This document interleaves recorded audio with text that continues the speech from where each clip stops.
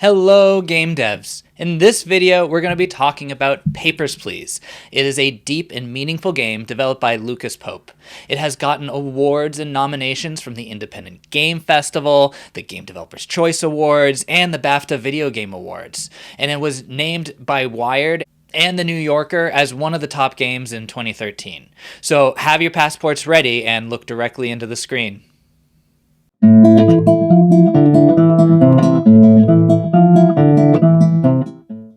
Papers, Please is spectacular. It has this magical, mechanical, and aesthetic cohesion that we've been talking about, and it links directly to the themes that the developer is exploring, in this case, bureaucratic fascism.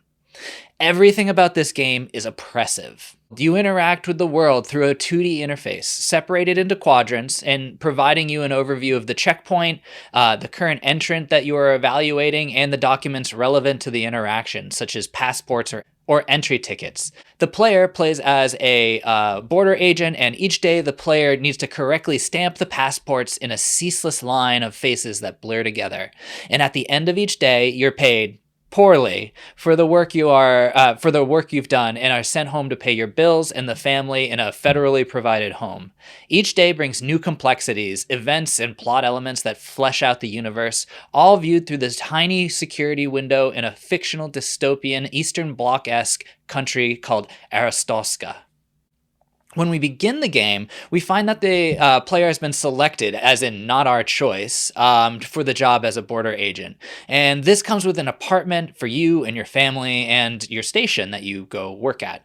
As you play, characters start to bring problems out in small snippets of dialogue, usually only like 6 lines long, and for the most part anyway. And as you start to play into the deeper levels, we start to see characters coming back into the checkpoint, or connections between multiple characters, and snapshots of people's lives. All of this left me thinking, I bet that this is something that border agents have actually had to deal with, or deal with on a daily basis. These people have hopes and dreams. They may even be saying that they face life or death if they can't get across. And maybe they might be willing to try to jump your wall, which effectively ends the day's activities and affects how much money you earn. So, the choices you make can personally affect what happens to you. And this game also effectively alienates you from your family, which you don't see. The developer could have chosen an at-home cutscene or something like that.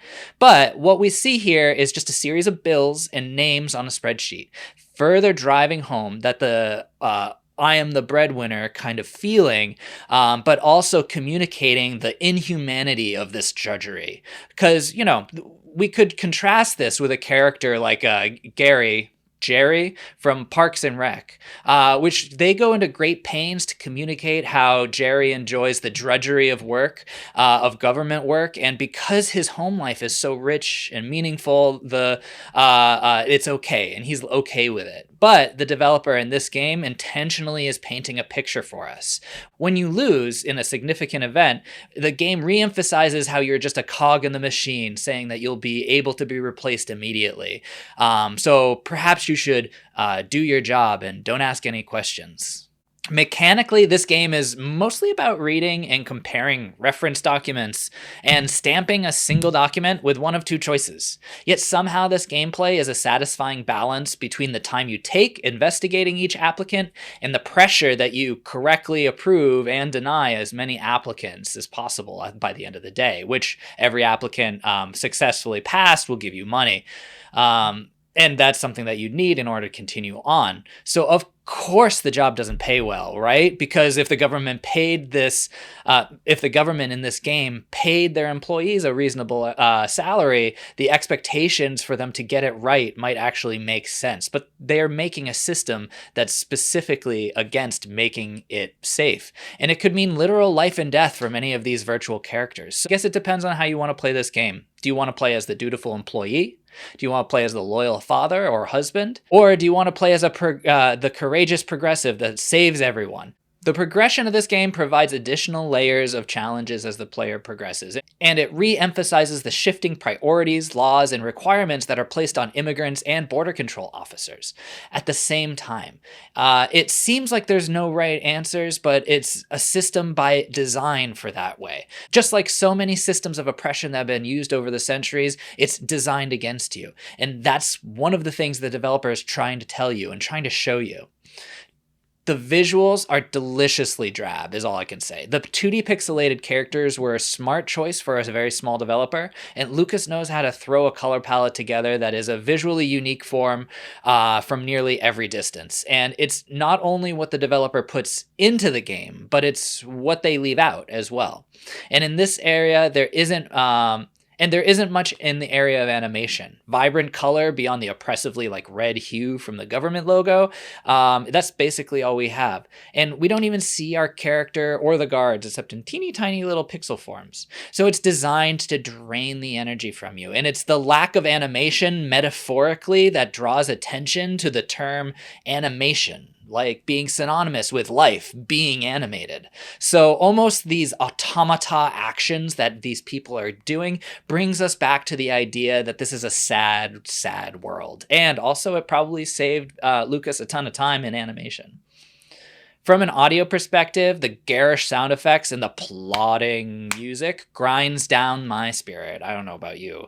I started without headphones and my husband immediately asked me to turn it down, which usually we might say is a bad thing in sound design. But Lucas Pope is intentionally tweaking our auditory experiences, making us feel on edge. And just like that character you play on the game, you will soon feel that constant weariness, that constant feeling of being on edge. And that's what they're trying to do with this audio. And so it was done really well. Not only is the game great at what it does, there's also a deep cultural resonance. And what I mean by that is immigration is a difficult issue that many countries are going through, and not only in the US. So there are many refugees around the world, and they're facing dire conditions, and many of them going through these same bureaucratic issues at various border crossings, although hopefully nothing as terrible as this. And how we feel about how we treat people coming into the US has been vehemently debated in the news in recent history, at least. So looking back, we can see, though, that, United States history is full of that, like the MS St. Louis, a boat of Jewish refugees who were denied entry to the US before the Holocaust. So this isn't something that's just started happening today. And our country has often had competing thoughts on how we should be open or if we should be open as a nation. And so this is the cultural resonance. This is the things that make this an important work. And everything is connected in this game feel, coined by Steve Swink in his book Game Feel, which discusses the mechanics of human perception and how to measurably impact a player in how they interact with a game. And when everything is working towards the same purpose, that the art and the code and the sound and the design are all together giving a single feeling, it can be really powerful, and small games can have a deep impact that imbues an emotional response, which is what we're trying to get at a lot of times. What I learned in particular, I find this work compelling and influential in my own work, dealing with some of the firsthand accounts of the Nuremberg trials. We're in the process of figuring out how to create a compelling narrative experience that also relies heavily on interacting with photos, documents, and conflicting testimony in order to paint a picture of what happened during World War II through the lens of the Nuremberg trials. Links to that down below.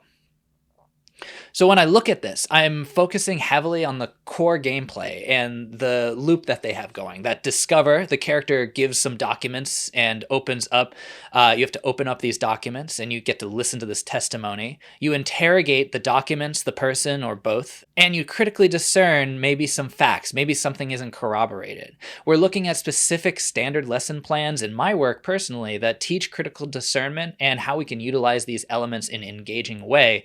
But I think that there's a lot to learn from Lucas and the way he's doing it here in the way that makes it interesting and makes it fun, or at least compelling. So no matter where you fall on the issue, this game gives us a tiny insight, a conversation starter into immigration, and it lets us walk a digital mile in someone's shoes, and if you're paying attention, you might reflect on your own personality. Do you have a personal line when you were playing the game that you would help someone? Or did you treat this as an experiment because it doesn't really matter? They're just numbers. Because there will be times when people are going to try to convince you that your actions or your inactions don't matter. And they're going to use a system of paper to drag you down. So, when have you run into a bureaucratic nightmare? I know for most students, you may not face these challenges yet, but they are coming. And it helps to remember that there's a human being on the other side trying to translate a series of conflicting rules into a policy that might apply to you one day. Let me know in the comments down below what you thought, and I will see you in class.